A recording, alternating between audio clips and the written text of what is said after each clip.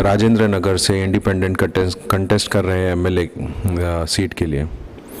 हाँ, ख्वाजा गौसुद्दीन साहब, मेरा लीडर .com के लिए आप वक्त निकालने के लिए धन्यवाद आपका। आप ये पहली बार कंटेस्ट कर रहे हैं या दूसरी बार? मैं दूसरी मर्तबा कंटेस्ट कर रहा हूँ। पहले मर्तबा जो है दूसरे से किया था, अब राजेंद्र नगर से कर रहा हूँ। पहली मर्तबा कहाँ से करे थे और इस बार क्यों वहाँ से नहीं कर रहे सर?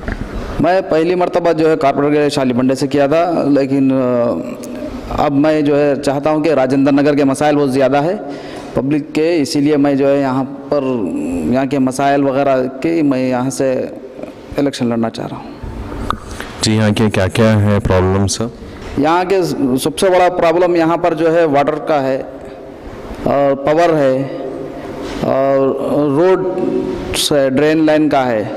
ये कई सालों से जो है यहाँ पर जो भी एमएलए जीत कर यहाँ पर आए हैं वो लोग यहाँ पर जो है कोई डेवलपमेंट नहीं करे। तो मेरा मकसद है, यहाँ की आवाम बहुत बज़्ज़न है यहाँ के एमएलए से, यहाँ के जो अवामी नुमाइंदे जो मुंतखब होकर आए थे उनसे आवाम बज़्ज़न है और कोई भी जो है ये काम नहीं किए, जिसकी वजह से राजेंद्र नगर हल्का जो है शहर के बिल्कुल बाजू ही रहने की वजह से जो है ना बहुत बुरी हालत है, यहाँ के डेवलपमेंट नहीं है। तो मैं चाहता हूँ कि यहाँ पर ज़्यादा से ज़्यादा डेवलपमेंट लेके आऊँ। अगर आवाम मुझको मुंतखब करके अगर यहाँ पर असेंबली में भेजती है तो मैं जो है ज़्यादा से ज़्यादा यहाँ की आवाम की खिदमत करूँगा और यहाँ के मसाइल को हल करने की कोशिश करूँगा। अब जैसे आप बोल रहे हैं वाटर का प्रॉब्लम यहाँ पे है, तो आप उसको किस तरह हल करेंगे सर? यहाँ का वाटर का मसला है जिसको हम जो है इसका जो बजट है जो यहाँ के असेंबली हल्के के लिए जितना दिया जाता है उसको जो है ना यूज़ नहीं करते हैं यहाँ के अवामी नुमाइंदे।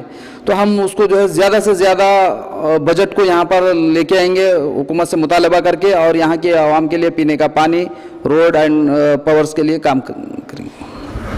पीने का पानी मतलब आप कैसे लेकर आएंगे? मतलब यहाँ पे टैंकर्स रखेंगे या यहाँ पे कैसा मतलब वो करने वाले हैं आप उसका? नहीं, यहाँ पर तो वाटर लाइन वगैरह जो है ना बिछाना ज़रूरी है। वाटर सप्लाई अगर टैंकरों के ज़रिए तो जो है ना ये नामुमकिन है, बल्कि यहाँ पर जो है जब तक के पाइपलाइन नहीं बिछाई जाती जब तक यहाँ के मसाइल हल नहीं होते।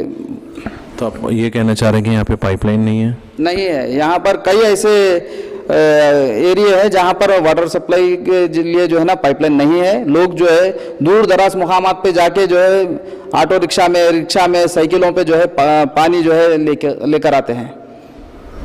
तो आपने कभी इसी बारे में यहाँ के सिटिंग एमएलए से बात की है?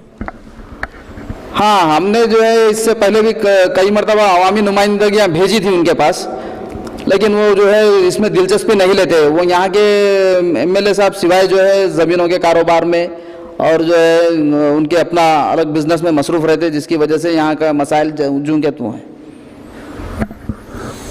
तो आप ये कहना चाह रहे हैं कि अगर आप इस बार जीत कर आए तो आप ज़्यादा से ज़्यादा वक्त यहाँ के आवाम के लिए देंगे? हाँ, अगर मैं जीत कर आता हूँ तो यहाँ पर सबसे ज़्यादा जो है सबसे पहले कि यहाँ का जो वाटर का मसला है, ड्रिंकिंग वाटर का मसला, मैं उसको सबसे पहले हल करने की कोशिश करूँगा। और रोड एंड एजुकेशन का मसला बहुत ज़्यादा है यहाँ पर। ये राजेंद्र नगर एरिया में बहुत सारे ऐसे बस्तियाँ हैं अनडेवलपमेंट और गरीब लोग रहते हैं, वहाँ पर जो है ना एजुकेशन का मसला है, क्योंकि बच्चे जो है ना अक्सर एरिया काटेदन करीब रहने से सब इंडस्ट्रीज़ को चले जाते हैं। छोटे छोटे बच्चे जो 10 से 12 साल की उम्र के भी है, 8 साल 10 साल के बच्चे भी है जो कारखानों में काम करने के लिए चले जाते हैं। इनके लिए तालीम का कोई इंतज़ाम नहीं है, हुकूमत की जानिब से भी नहीं है, यहाँ के मुंतखब नुमाइंदों की जानिब से भी नहीं है।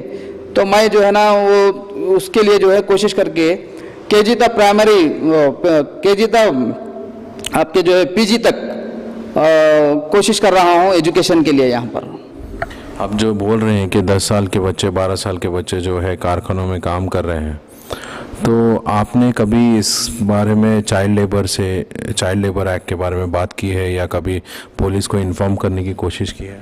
हाँ, मैंने कई मरतबा जो है चाइल्ड लेबर्स को भी ये इन्फॉर्म किया और जो है इसकी इत्तला जो है देता रहा पुलिस को भी, और कई मरतबा रेड मार के जो है ना वो लोगों को अरेस्ट भी करे, बच्चों को, और जेल को भी भेजे। यहाँ का मतलब एरिया माशी मसाइल से 2-4 है, गरीब लोग बहुत रहते हैं, तो उनके लिए भी जो है ना हम कोशिश करेंगे रोज़गार के लिए। तो रोज़गार के लिए आपके क्या प्लान्स हैं? हाँ, रोज़गार के लिए हमारे प्लान से साहब यहाँ पर जो है ना करीब में इंडस्ट्रीज़ होना ज़रूरी है, होम इंडस्ट्रीज जैसे स्मॉल इंडस्ट्रीज़। जिससे पोल्यूशन नहीं होता, वैसे इंडस्ट्रीज हम यहाँ पर जो है ना लाकर जो है हम उनको रोज़गार दे सकते हैं। सर, आपको यहाँ की आवाम कितना जानती है?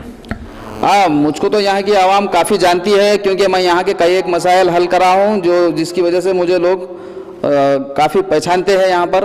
और मैं वैसे भी पहले कांग्रेस का स्टेट माइनॉरिटी का जो है एक कन्वीनर था। मैंने मुझको राजेंद्र नगर से टिकट नहीं देने की वजह से मैंने रेबल कैंडिडेट की तरह नॉमिनेशन फाइल कर दिया। तो आप पहले कांग्रेस के तरफ से थे, कांग्रेस के तरफ से होने के बाद आपको कांग्रेस ने क्यों टिकट नहीं दिया? हाँ, कांग्रेस अब आज क्या है, हमने इसमें जो है 12 सीट्स के लिए मुतालबा करे थे माइनॉरिटी डिपार्टमेंट और कांग्रेस के मुस्लिम लीडर्स, लेकिन जो है उसको नज़रअंदाज किया गया, जिसकी वजह से हम लोग नाराज़ होकर जो है इंडिपेंडेंट फाइल कर दिए।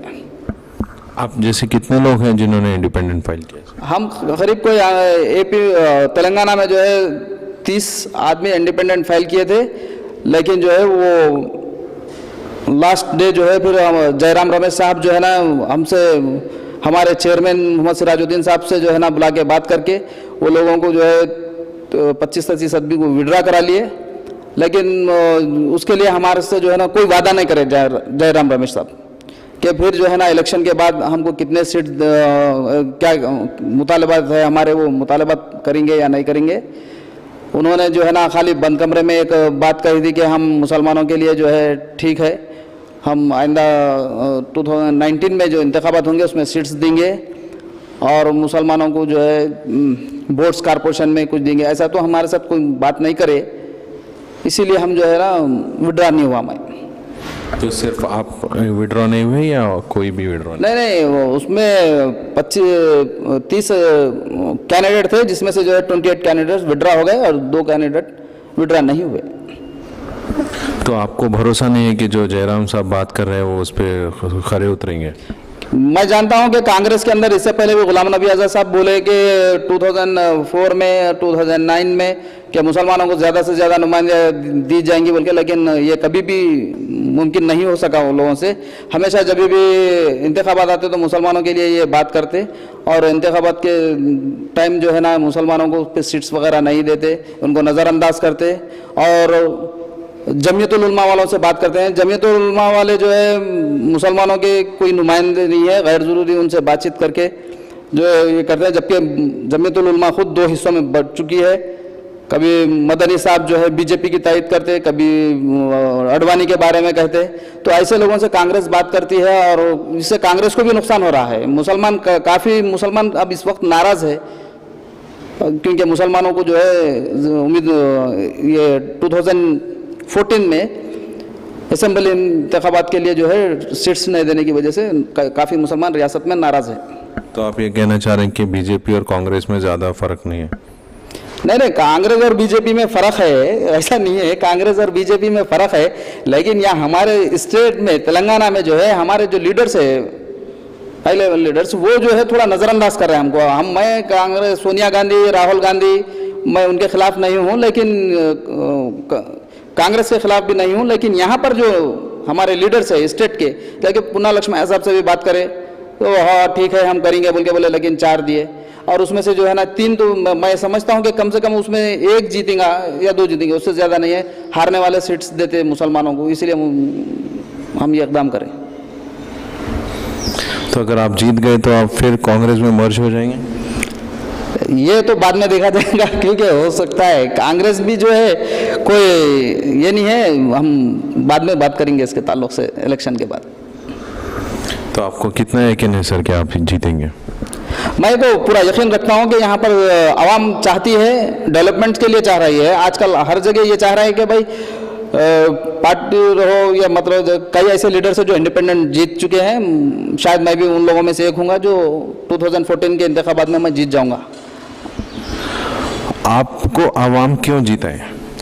मैं आवाम के जो है मुतालबात को समझ सकता हूँ, करीब से जान सकता हूँ। मैं उन लोगों में रहता हूँ, उठता बैठता हूँ, उन लोगों के मसाइल को करीब से देख रहा हूँ और आवाम के दिलों को और उनके जो सोच है मैं उसको महसूस करता हूँ।